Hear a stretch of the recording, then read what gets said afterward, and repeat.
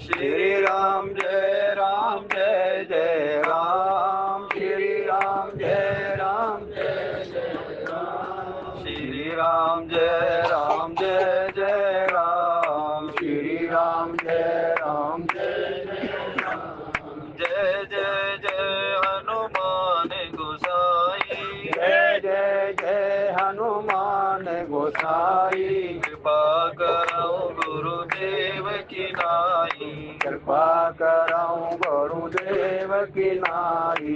जनक सुता जग जननी जानकी। जनक सुता जग जननी जानकी। अतिशय प्रिय करुणा निधान की। अतिशय प्रिय करुणा निधान की। ताके जुग पद कमल मनावो।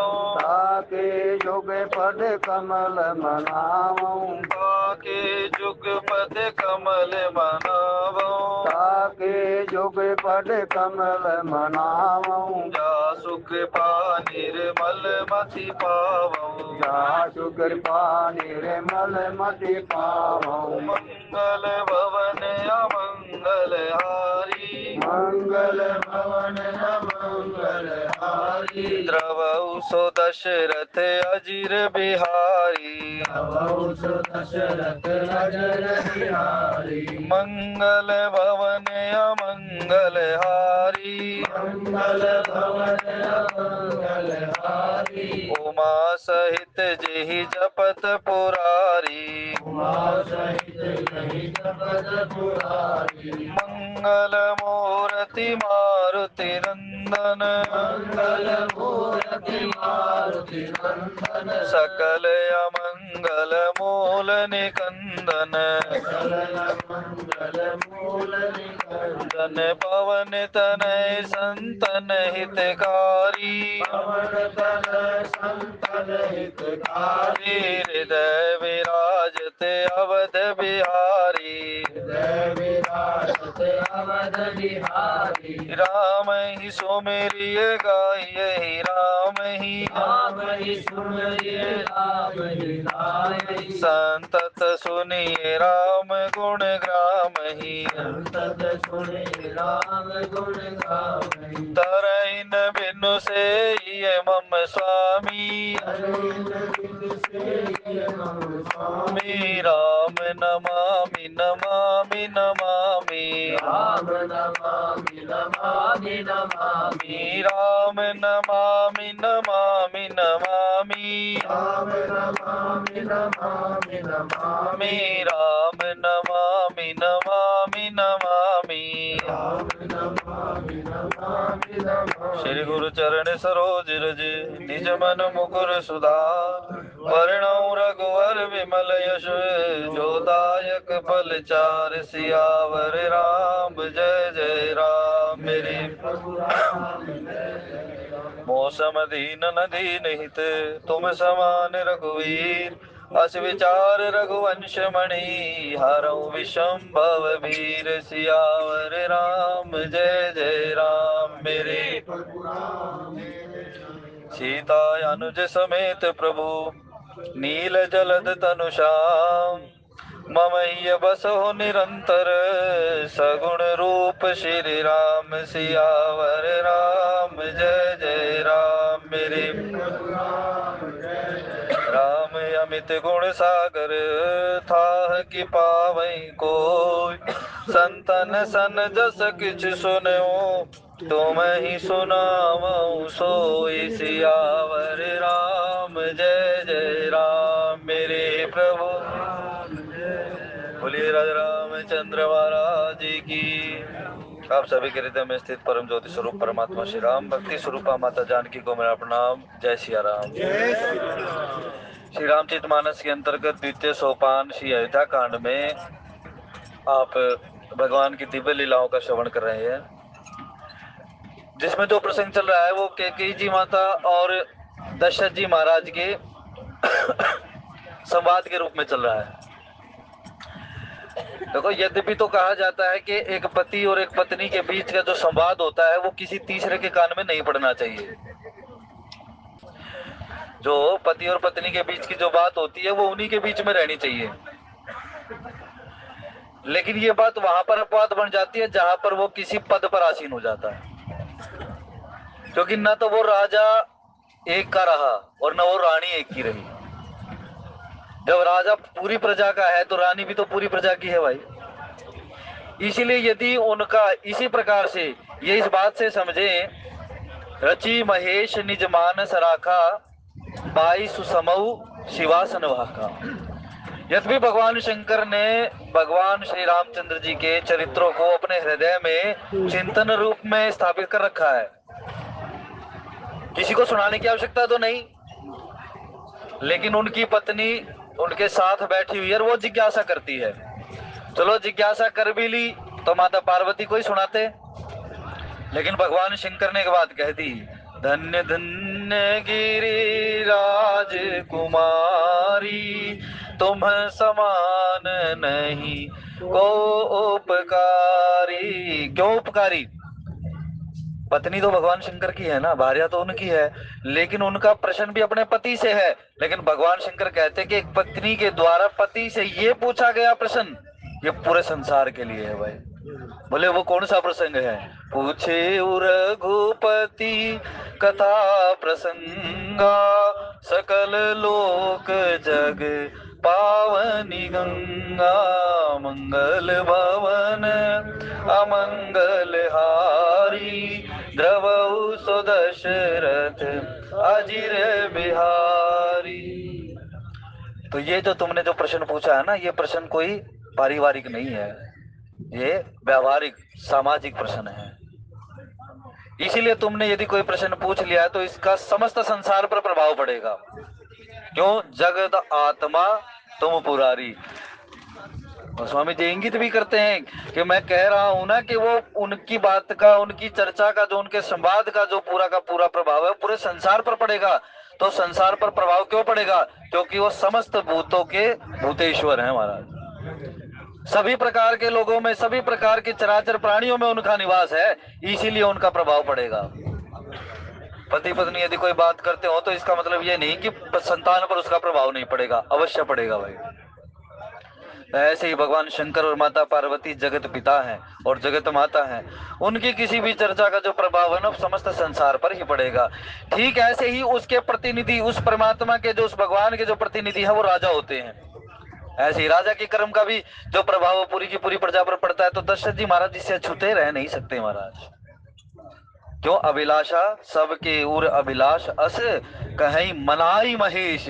वो भी भगवान शंकर की पूजा करते हैं, उन्हीं से प्रार्थना करते हैं, पूरी की पूरी प्रजा उन्हीं से प्रार्थना करती है कि भोले बाबा के आप अछत जुबराज पर, हमारे मन की एक अभिलाषा है, मोर मनोरथ जानहु नीके। आप अच्छी प्रकार से उसको जानते हो क्योंकि आप सभी के हृदय में निवास करते हो, तो इसलिए हम कहते हैं आप अछत जुबराज पद। जब तक राजा दशरथ जी विराजमान है, अपने रहते रहते वो भगवान राम को राज्य पद दे दें, वो युवराज कर दें। इसीलिए परमात्मा सभी भूतों में समान रूप से सर्वत्र विराजमान है, उसकी किसी भी क्रिया का समस्त संसार पर प्रभाव पड़ता है, और उसी के प्रतिनिधित्व रूप में राजा के किसी भी कर्म का प्रभाव जो है वो पूरी प्रजा पर पड़ता है। ठीक ऐसे ही एक पिता जो घर का मुखिया होता है ना, उसके किसी भी निर्णय का जो है प्रभाव पूरे के पूरे परिवार पर पड़ता है। श्री राम जय जय राम। इस बात को इस बात से समझे, भगवान श्री कृष्ण गीता में कहते हैं, यद यद आचरति श्रेष्ठ, जिस कर्म का या जिस क्रिया का आचरण श्रेष्ठ लोग करते हैं उसका आचरण सामान्य जन भी करने लग जाते हैं भाई। तो राजा दशरथ को इसीलिए गोस्वामी जी ने कहा कि दशरथ जो काम का प्रभाव, या ना देखो काम प्रताप बढ़ाई, ये काम वो नहीं है, ये काम वो है कि दशरथ जी महाराज अपने उस उत्तरदायित्व को भूलकर कि पूरी प्रजा मेरे लिए एक समान है, तो मैं विशेष जो दर्जा है वो कैकेयी को क्यों दूं भाई। एक काम हो सकता था कि पूरी की पूरी प्रजा को इकट्ठा करते और पूरे सब राजनिवास को वो इकट्ठा करते और फिर वहां पर सूचना दे देते, लेकिन नहीं, दशरथ जी महाराज ने किसी एक को विशेष कहा। लेकिन गोस्वामी जी इसी बात को कहते हैं, मुखिया मुखसो चाहिए, खान पान कहोगे, पालई पोषई सकल अंग, सभी यानी सभी परिवार के जनों को समान रूप से वो सूचना प्रदान करे और समान रूप से वो घर में गृहस्थी में कोई बात चल रही है तो सभी को उसके लिए अवगत कराए, वो किसी एक को नहीं।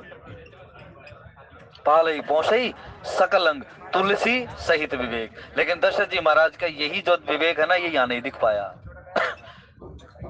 क्योंकि कैकेयी को तो प्राण प्रिया कहते हैं लेकिन कौशल्या को प्राण प्रिया नहीं कहते। और भाई जब आपका प्रेम है ना, जब किसी एक पर बहुत ज्यादा हो जाएगा ना तो जरूर चोट खाओगे, बहुत चोट खाओगे। यदि प्रेम को जोड़ना है ना, प्रेम परमात्मा से भी करना है तो उसे ये मानकर नहीं कि वो परमात्मा है मैं उसको प्रेम कर रहा हूं, बल्कि इसीलिए कि उस परमात्मा ने मुझे शरीर धारण करवाया है, उस परमात्मा ने कारण बिन रघुनाथ कृपाला, बिना ही आहुति की कृपा के उसने मुझे शरीर प्रदान कर दिया, ऐसे ही समस्त लोगों को भी प्रदान किया है। तो वो मुझ में विराजमान है तो सभी में भी तो विराजमान है। मैं इसलिए उसकी पूजा करता हूँ कि जितनी कृपा। कभी आपने देखा नहीं कि कोई जी जानवर आपको दिख जाता है और वो बड़ा तड़प रहा हो तो आपके मन में दया उमड़ाती है। अब दो प्रकार से उस दया का विवेचन करते हो, या तो ये कहते हो कि मुझे इतना सामर्थ्य दे कि मैं इसको ठीक कर पाऊं, इसकी सहायता कर पाऊं, या फिर कोई तड़प रहा हो तो उसको कह देते कि परमात्मा कृपा कर इसको उठा ही ले, इसको तड़पा तो मत। ये दोनों दया के ही स्वरूप है महाराज। और इसी बात को नारद जी को कहते हैं, नारद तू चाहता है मैं तेरा हित करूं लेकिन मैं तेरा परम हित करूंगा। इसलिए हमारे मन की चाही सारी हो जाए ये कभी हो नहीं सकता भाई। श्री राम जय राम जय जय राम, श्री राम जय राम जय। दशरथ जी चाहते तो राम को हैं लेकिन वो प्रक्रिया पर नहीं चलते। तो उन्होंने कहा श्री राम जय जय राम, श्री राम जय जय राम। अब जो राम जी के मित्र थे ना, पहले यहां से समझे कि राम जी के मित्र आए और मित्रों ने सूचना पाई कि राम जी को अभिषेक होने वाला है और राम जी ने उनका बड़ा आदर सम्मान किया और वो मांग कर क्या जाते हैं, जेहि जेहि जोनी करम बस ब्रह्महि तह तह ईश देव यह हमहि, सेवक हम स्वामी सिय नाहु और हो नाथ यह और निभाऊ। जय जोनि जन्मो करम बस तह राम पद अनुराग, ये मांगने वाले वाली जी हैं और ये मित्र हैं। इसीलिए भाई मित्र की संज्ञा, मित्र का जो भाव है ना वो रामचरितमानस में बहुत विस्तृत बताया गया है कि मित्र कौन होता है। इन मित्रों ने क्या मांगा कि सब विधि घटब काज में तोरे, सखा सोच त्यागहु बल मोरे। वहां सखा कहा ना सुग्रीव को, फिर कहते हैं कि तूने कुछ नहीं करना, तूने काम जो करेगा ना लेकिन उसमें मेरा बल प्रताप देखियो तो फिर वही प्रताप तेरे को बड़प्पन दिलवा देगा महाराज। लेकिन यहाँ क्या कहते गोस्वामी जी, क्या कहते दशरथ जी महाराज जिस भावना को लेकर गए या जो खुद अपने मन में बात लेकर गए, मैं जाकर सुनाऊं भाई, हम सुनाने वाले कौन होते हैं किसी को, हम किसी के लिए कुछ करने वाले कौन होते हैं, हम किसी को कुछ देने वाले कौन होते हैं। लेकिन दशरथ जी यहाँ पर कहते थे मैं खुद जाकर कह को समझाऊंगा, तो भाई खुद की बात नहीं हो सकती।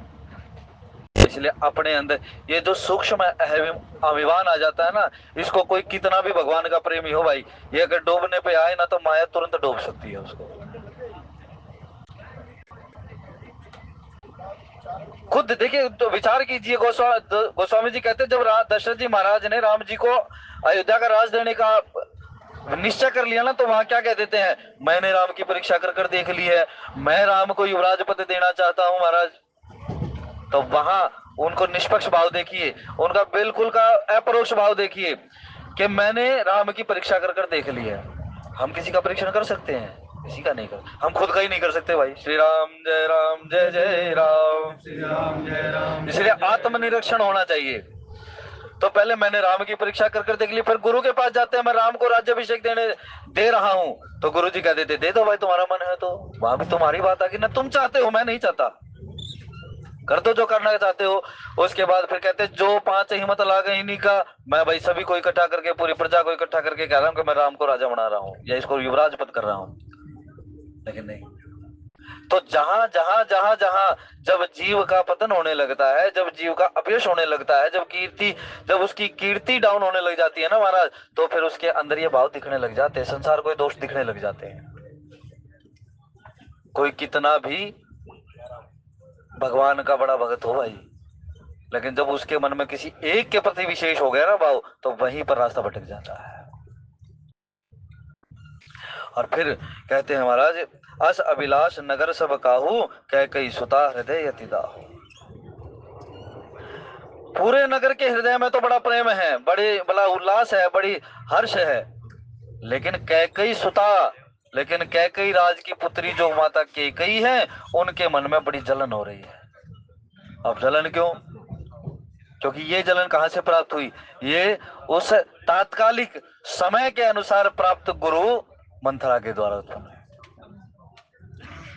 तो हमें समय समय पर गुरु मिलते हैं, हमें समय समय पर समझाने वाले मिलते हैं, हमें समय समय पर पग पग पर हमें रास्ता दिखाने वाले मिलते हैं। तुम पग पग पर समझाते, हम फिर भी समझ न पाते, ये कैसा दोष हमारा, हम गलती करते जाते। हम तो गलती करते जाते हैं, हम समझ नहीं पाते।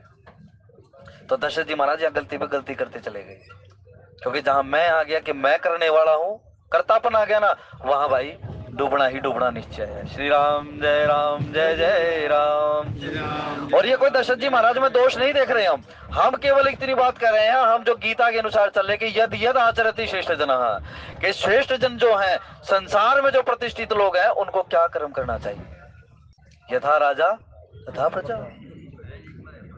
दशरथ जी महाराज ने अपने अंदर ये दोष उत्पन्न कर लिया ना, कि संसार में कीर्ति होने लगी, तो वनवासी भी दोष दे देते हैं।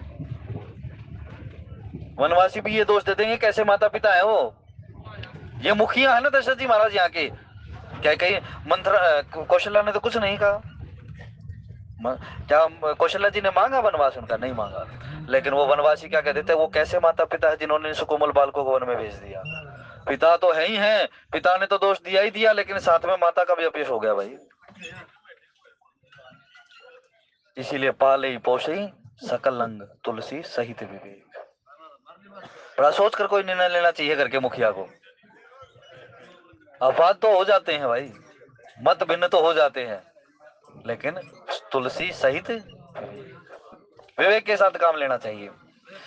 सभी के मन में तो बड़ा प्रेम है, सभी के मन में हर्ष है, उल्लास है, और बड़ी सदिच्छा है कि राम युवराज हो, लेकिन कैकेयी के मन में जलन हो रही है। अभी जलन जो होती है ना, जलन क्या होती है, जलन बढ़ती चली जाती है। जैसे जैसे आप उसको सुरसा नाम अहिन कह माता, पठिनी आई कही तही बाता, जस जस सुरसा बदन बढ़ावा, तास दोन कपि रूप दिखावा। और फिर उसका मुख बढ़ता चला जाता है, उसका मुख बढ़ता चला जाता है। ये जलन है ना, जो बढ़ती चली जाती है। आप देख लो, कोई गुस्सा हो रहा हो, आप उसके आगे थोड़ा हंसते हंसते चले जाओ, उसका गुस्सा और बढ़ जाएगा। लेकिन महात्मा कहते बढ़ाते चले जाओ उसका गुस्सा, कोई बात नहीं। उसकी जलन को आप अपने ऊपर हावी क्यों होने दो, बल्कि आप अपनी प्रसन्नता, अपनी आह्लादता और अपनी जो खुशी है, जो अपना उल्लास है, उसको उड़ेल दो ना। जब आप इसको इस प्रकार से समझे, जैसे आप हवन करते हैं, तो हवन की अग्नि में जो आरती होने के पश्चात वो पंडित जी 3 बार लेकर वो जल अग्नि में डालते हैं, तो अग्नि और भी ज्यादा प्रज्वलित हो जाती है। उस पर कपूर थोड़ा सा ऐसे बुरका दोगे तो कपूर और ज्यादा उसको ज्वलित कर देगा। क्यों? क्योंकि उसको जैसा संग, एक तो हमारे अंदर कुसंस्कार हो गए, हमें कुसंगति हो गई, और दूसरा फिर हमें महाराज वातावरण वैसा मिल गया। इसलिए पाले पोषे सकल अंग तुलसी सहित विवेक। ये विवेक बड़ी चीज है, और ये विवेक मिलता है बिनु सत्संग विवेक न होई, राम कृपा बिनु सुलभ न सोई। राम की कृपा के बिना ही सत्संग विवेक में मिलता ही नहीं है। प्रेम न हाट बिकाए। फिर उन्होंने कहा कौन कुसंगति पाई न साई। यहाँ गोस्वामी जी ने बिल्कुल साफ स्पष्ट लिखा है कि दशरथ जी महाराज को कोई नहीं, दशरथ जी महाराज को भी संग हो गया, कुसंगति हो गई। क्यों? मैं का संग हो गया। अब कुछ लोग है ना भाई, कुछ ऐसे लोगों को जानते हो, क्या कहते हैं, अहम ब्रह्मास्मि, मैं ब्रह्म हूं, मैं ब्रह्म का स्वरूप। इसको कहना आसान है, ये जीवन में उतारना बड़ा मुश्किल है। इतनी छोटी सी कोई बात हो जाती है ना, वो छोटी सी बात फिर दफे ऐसी चोट कर जाती है कि महाराज वो ब्रह्म तो पता ही नहीं कहाँ गया, जैसे मानुष ब्रह्म का तो अस्तित्व ही नहीं रहा, ऐसी स्थिति। इसलिए उन्होंने कहा, फिर कहते कौन कुसंगति पाई न जाई। जो कुसंग हो जाता है ना, कुसंग, कु का मतलब है कुमार्ग। और इस बात को राम जी क्या कहते हैं लक्ष्मण जी महाराज को, कि भाई ये जो अयोध्यापुरी के हैं, जो सूर्य कुल के हम जो लोग हैं ना, हम सपने में भी कुमार्ग पर पैर नहीं रखते हैं। लेकिन दशरथ जी महाराज की स्थिति देखो, दोनों विपरीत बातें हैं ना। वो राम जी कहते हैं कि हम सपने में भी कुमार पर पैर नहीं रखते, लेकिन दशरथ जी महाराज को अपयश क्यों प्राप्त हुआ भाई? कुसंगति हुई ना। विधि बस, इसको बालकांड से समझे, विधि बस संत कुसज्जन कुसंगत पड़े ही। ये तो परिस्थिति है, परिस्थिति हमें अच्छा और परिस्थिति हमें बुरा बना देती। श्री राम जय जय राम, श्री राम जय जय राम। रही न नीच मते चतुराई। और जो नीच बुद्धि के व्यक्ति होते हैं, जिनकी निकृष्ट बुद्धि होती है, जो अविवेकी लोग होते हैं ना, उनके अंदर चतुरता नहीं रहती। चतुरता क्या होती है? चतुरता का मतलब ये नहीं होता कि भाई किसी को बहका कर अपना काम निकाल लो। चतुरता का मतलब ये होता है आप सारे काम तो करते रहो आप, लेकिन आप अपने अंदर की सज्जनता, अपने अंदर की साधना पर किसी का आक्षेप ना होने दो। कुछ महात्मा देखे होंगे ना आपने, जो साधना में रत रहते हैं, वो क्या करते हैं? अपनी साधना तो करते रहेंगे, नाम जप करते रहेंगे, बहुत अच्छा भजन करते हैं, लेकिन आपको बाहर से इतने कठोर लगेंगे कि वो गाली भी दे देते हैं। वो क्यों? क्योंकि भीड़ नहीं बढ़ानी उन्हें अपने पास। इसको चतुर कहते हैं। संसार से चतुराई चूल्हे पड़े। लेकिन यहाँ गोस्वामी जी कहते हैं भाई रही न नीच मते चतुराई। अब तो इसको किस बात से समझे? हम रावण और मारीच के प्रसंग से समझे। वहां गोस्वामी जी कहते हैं नवनी नीच के अति दुखदाई। नीच व्यक्ति जो अपनी बुद्धि का प्रयोग नहीं कर पाता, जो अपनी बुद्धि को उपयोगी नहीं बना पाता, समय के अनुसार जो काम करना नहीं जानता, महाराज उसको कहते हैं, उस व्यक्ति को यदि वो व्यक्ति हमारा सुहृद भी बनकर आ जाए तो भी घाटा है। तो अपने अंग संग बैठने वाले लोग, अपने अंग संग चलने वाले लोग, उनमें बड़ा विचार कीजिए कि हम संग कैसे लोगों का कर रहे हैं। उसकी तो मति जा ही रही है, वो हमारी भी मति फेर देगा भाई। तो इसीलिए रही न नीच मते चतुराई। निकृष्ट बुद्धि वाले लोग जिनके अंदर अविवेक है, जिनके अंदर विवेक ही नहीं है, ऐसे व्यक्तियों से दूर हटकर बैठना चाहिए, ऐसे व्यक्तियों से दूर होना जाना चाहिए, तब कहीं जाकर इस मार्ग पर बढ़ेंगे।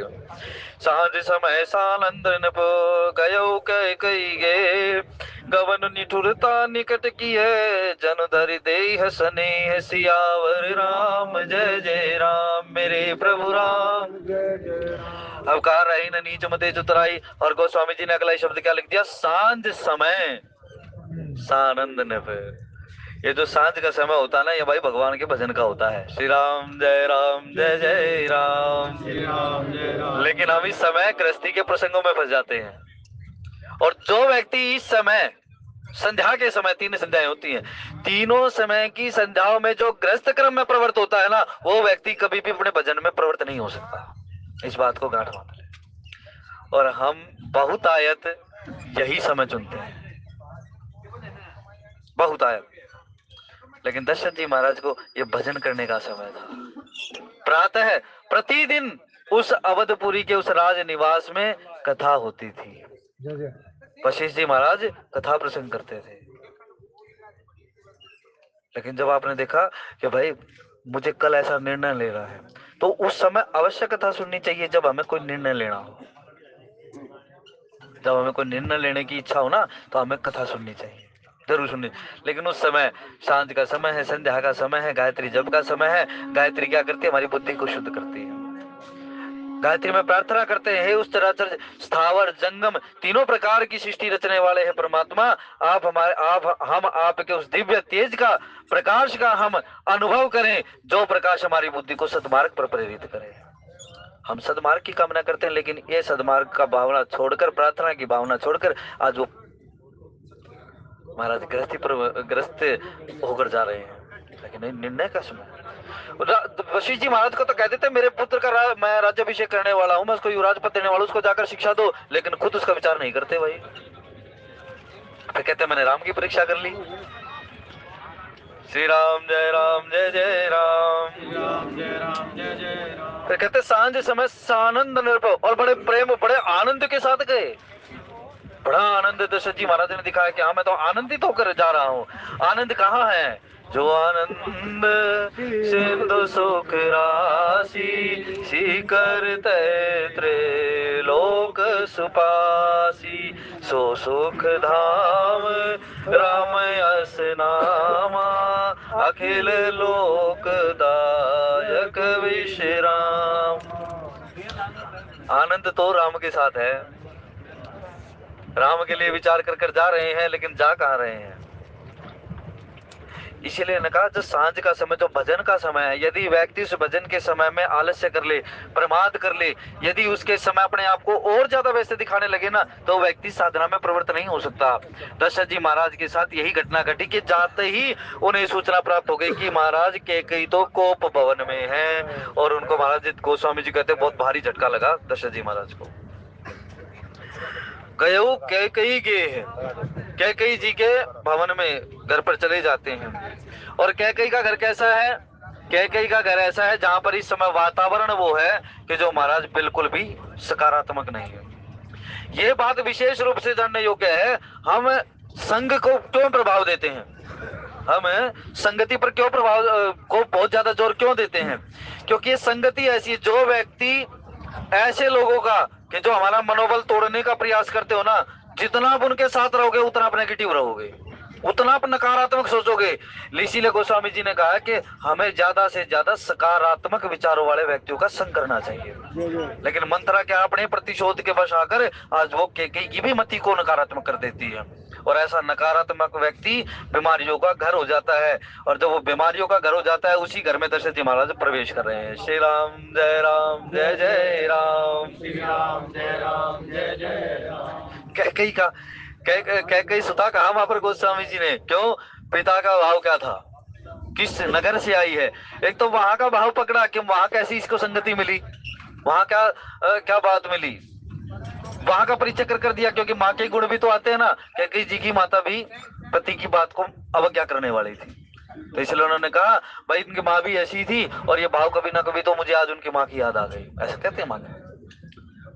और फिर कहते हैं कि अब सांझ के समय में, भजन के समय में, संध्या के समय में दशरथ जी महाराज उस नकारात्मक घर में प्रवेश कर जाते हैं जो उनकी बुद्धि को फेर देता है।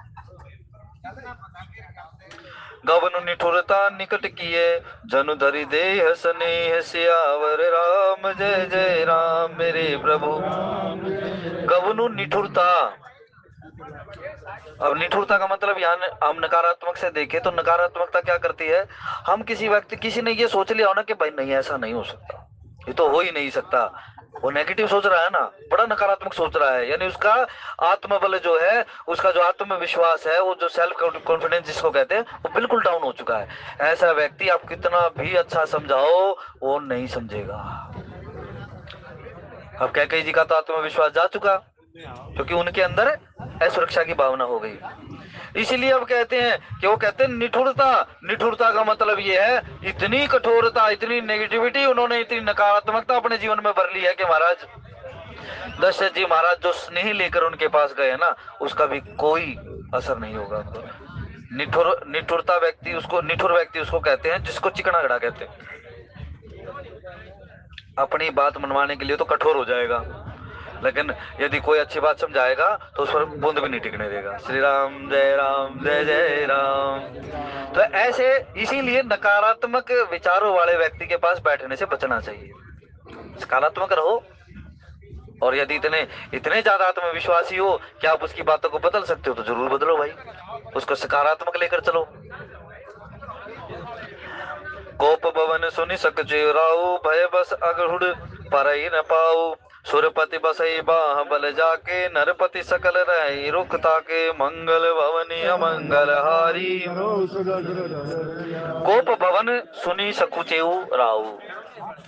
अब कोप भवन है, कोप का मतलब उदासीनता, गुस्सा। या कोप भवन का मतलब, कोप का मतलब ये कि भाई मैंने अपनी बात मनवानी है तो मैं आपसे उठा हुआ बैठा हूँ। थोड़ी देर देखो, आप किसी से बात कर रहे हो तो थोड़ी देर तक तो बात करते चले जाओ। कोई नहीं मानेगा, प्रेम प्यार में कह रहे हो तो आप क्या कह दोगे, मुझे कुछ नहीं करना, तूने जो करना है तो वो कर ले। तो आदमी को क्या हो जाएगा, भाई ये तो बात अच्छी कह रहा होगा क्योंकि रूस कर चला गया है। तो इसको कहते हैं कोप भवन में जाना। जिस प्रकार से शादी ब्याह में वो थापे लगवाने के लिए जिस भवन में जाते हैं उसको कोहबर कहते हैं, है ना। तो वहाँ कोहबर जो होता है, उस कोहबर में ये थोड़ी है कि वहाँ सारे वो आनंद प्रलाप होते होंगे। वहाँ केवल दो ही चीज होती है, आपसे छंद पूछे जाते हैं महाराज, और आपकी परीक्षा होती है छोटी सी प्रेम परीक्षा। श्री राम जय राम, श्री राम जय राम। और ये कोप भवन ऐसा कि ये तो केवल बात मनवाने का स्थान है। अब महात्मा इस पर और भी चिंतन करते हैं। फिर कहा कोप भवन सुनि सकुचे उराऊ, और दशरथ जी महाराज को एकदम झटका लगा, क्योंकि मैं तो प्रेम के साथ आया हूं, मैं तो आनंद के साथ आया हूं, लेकिन आनंद के रास्ते में जब ये रिसाई का, किसी के रूठने का जब हमें मास्टर, हमारा साधन यही कहता है, यह आध्यात्मिक यात्रा की चर्चा है, ये जो दशरथ और कैकेयी का संवाद चलेगा, ये आध्यात्मिक यात्रा है, ये हम इसको लेकर ही दूसरी तरफ चलते हैं। इसीलिए आध्यात्मिक यात्रा है, क्योंकि दशरथ जी महाराज भगवान के पथ पर चलने वाले हैं। मन बिनु फणी जिमि जल बिनु मीना, मम जीवन तिमि तुम ही अधीना। और जब ये बात दिखेगी कब, एक आध्यात्मिक व्यक्ति, गीता के अनुसार भगवान कहते हैं, यदि कोई व्यक्ति इस आध्यात्मिक मार्ग पर चलते चलते विधिवश परिस्थितियों के वश आकर यदि कोई अपने साधना मार्ग से भ्रष्ट हो जाता है, तो मैं कृपा कर कर उसका अगला जन्म उसी साधना से आरंभ करवा देता हूं। और इस बात को दशरथ जी महाराज के जीवन से आप देखेंगे। हार रघुनंदन प्राण प्रीते, तुम बिन जियत बहुत दिन बीते, मंगल भवन अमंगल हारी, द्रवाऊ सुदशरथ अजिर बिहारी, श्री राम जय राम जय जय राम, श्री राम जय राम जय जय राम। हा रघुनंदन प्राण प्रीते, तुम बिन जियत बहुत दिन बीते। ये आएगी, ये सुमंत्र जी महाराज के सामने कहेंगे दशरथ जी महाराज। हा लखन, हा वहां कहते हैं, हा जानकी लखन हा रघुवर, हा पितु हित चित चातक जलधर। दशरथ जी महाराज वहां अपने आप को चातक कहेंगे। चातक होता है जो केवल एकटक देखता ही रहता है, एक लगन लग गई हो जिसकी, बस कि तुम्हें देखता रहो महाराज और किसी को देखो ही ना। इस बात को समझाएंगे गोस्वामी जी। और इसी को कहा महाराज कि कोप भवन सुनि सकुचे उराऊ, मैं तो आनंद को लेकर आया था, मैं तो आनंद धाम, उस गुण धाम राम की चर्चा करने आया था, लेकिन तुम तो रूस कर बैठ गए हो। अब आध्यात्मिक यात्रा यहाँ पर क्या कहती है, हम जब अध्यात्म में चलते हैं, हम जब साधना मार्ग पर प्रवेश करते हैं, तो स्थिति क्या होती है, हम साधना, अपनी साधना संसार को दिखाने लग जाते हैं, हम साधना को दिखाने लग जाते हैं। और फिर हम क्या सोचते हैं, मैं उसका प्रभाव जब दिखाऊंगा ना, तो हम सोचते हैं ये आदमी मेरे इस प्रभाव को देखकर प्रसन्न हो जाए। और यदि कोई रूठ जाता है, यदि कोई कह देता है नहीं इसमें कुछ कमी है, तो हम क्या कहते हैं, भाई ये तो मेरी साधना में कुछ ना कुछ त्रुटि हो गई है। दशरथ जी महाराज जी त्रुटि कर बैठे, बस अपनी साधना किसी एक विशेष पर उड़ेल दी। आप कोई अनुष्ठान करते हो, आप कोई पूजा करते हो, तो तब तक उसका उद्घाटन मत होने दो जब तक वो पूरी ना हो जाए। श्री राम जय जय राम। लेकिन अभी वहां कुछ महात्मा कहते हैं दशरथ जी महाराज की साधना पूरी होनी भी तो थी। बोले वो पूरी तो होनी थी, लेकिन क्या इस दशा में पूरी होनी थी? हाँ, दशरथ जी महाराज ने मांगा ही यही था, यदि तुम मेरे सामने से चले जाओ तो मेरे प्राण छूट जाए। महाराज जी कितनी बड़ी आयु हो चुकी है दशरथ जी महाराज, क्या आप जीते ही रहेंगे क्या? यदि ये नहीं जाएंगे तो राम राज्य कैसे आएगा? और यदि ये नहीं जाएंगे तो भरत जी महाराज के अंदर से वो राम का प्रेम कैसे प्रकट होगा? यदि ये नहीं जाएंगे तो भरत जी को कैकेयी के, परसों हमारी वर्मा जी के साथ बात चल रही थी, कैकेयी कृष्ण कुमार वर्मा जी सब्जी मंडी बैठे थे, यही चर्चा थी कि आखिर में कैकेयी को इतना भोगना क्यों पड़ा, कैकेयी को इतना अपयश क्यों लेना पड़ा? भाई अपयश होगा तभी प्रेम प्रकट होगा। श्री राम जय जय राम। हम सोचे भाई सारे हमारी प्रशंसा करते रहे तो हम प्रेम प्रकट नहीं कर सकते अपना, लेकिन जब तक हमारे जीवन में अपयश नहीं होगा, जब तक हमारे जीवन में असम्मान नहीं होगा, तब तक हमारा प्रेम प्रकट नहीं हो सकता। हमें खुद को ही नहीं पता होगा कि हमारे अंदर प्रेम कितना उमड़ा पड़ा है, हम कितने उस परमात्मा के प्रेमी हैं। इसीलिए निंदा हो, असम्मान मिले, अपयश मिले तो उसको ग्रहण करो भाई। श्री राम जय जय राम। और दशरथ जी महाराज को सब कुछ मिला, कैकेयी को ये सब कुछ मिला, दोनों को मिला ना, यश भी मिला अपयश भी मिला।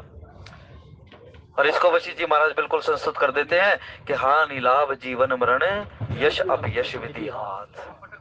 विधि का मतलब एक तो ब्रह्मा, और विधि का मतलब दूसरा कर्म। परिस्थितियां जो हो जाती है ना, वो भी विधाता का ही स्वरूप है भाई। विधि बस संत कुसंगत पढ़े। और फिर कह देते हैं भय बस अगहुड़ पढ़ ही न पाओ। देखो अभी लेकर क्या आए थे, राम की सूचना रूपी आनंद, आनंद धाम की आनंद रूपी सूचना लेकर आए थे।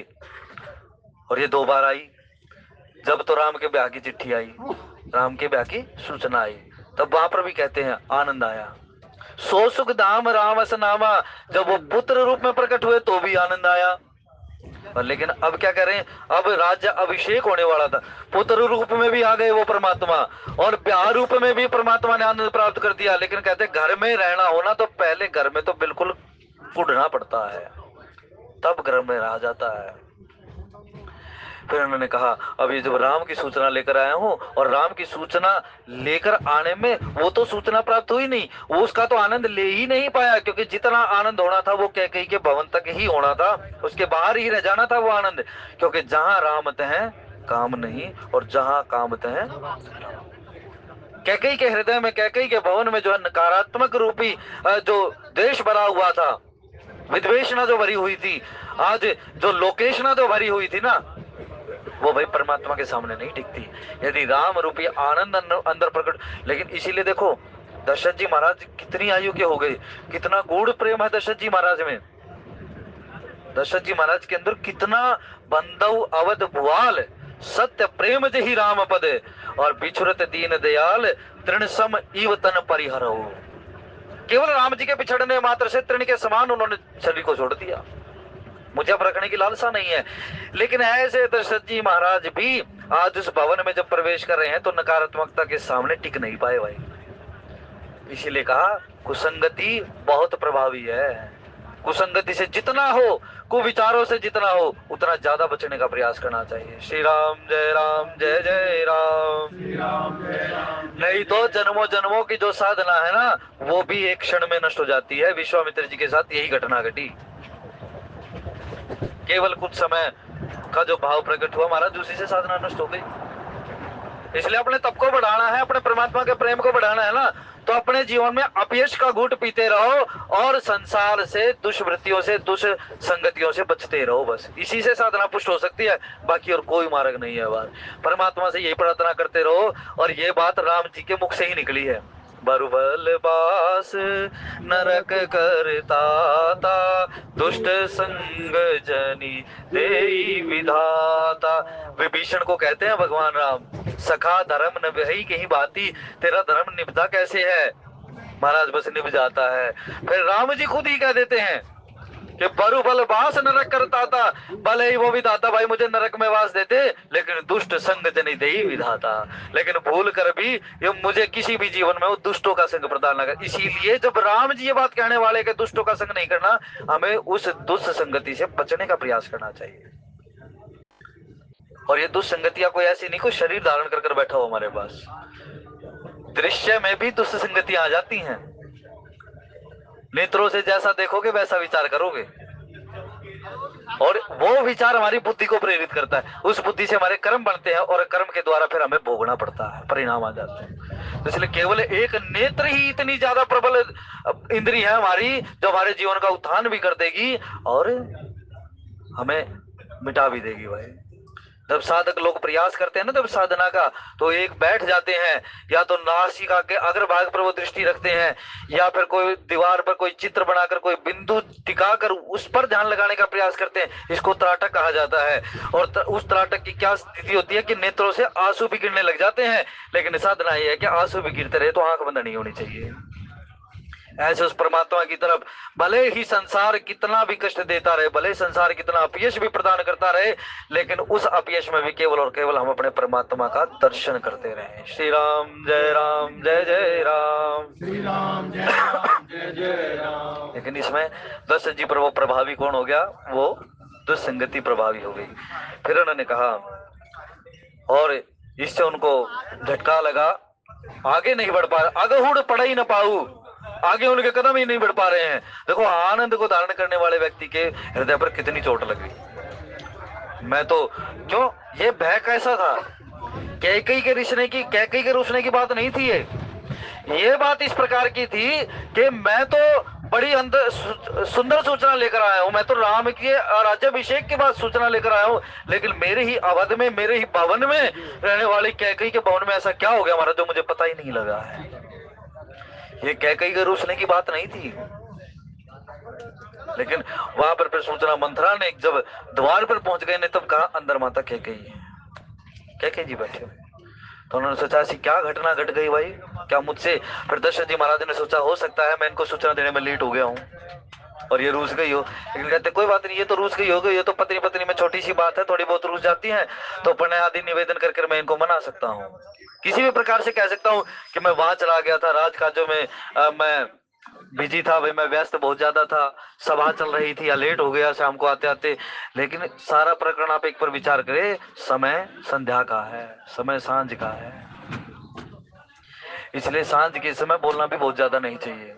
ये कुछ छोटे छोटे से ऐसे सूत्र हैं, हमें संध्या के समय परमात्मा के ध्यान में रहना चाहिए, हमें बहुत ज्यादा संसारिक नहीं होना चाहिए उसमें। फिर कहा सुरपति बसई बाह बल जाके नरपति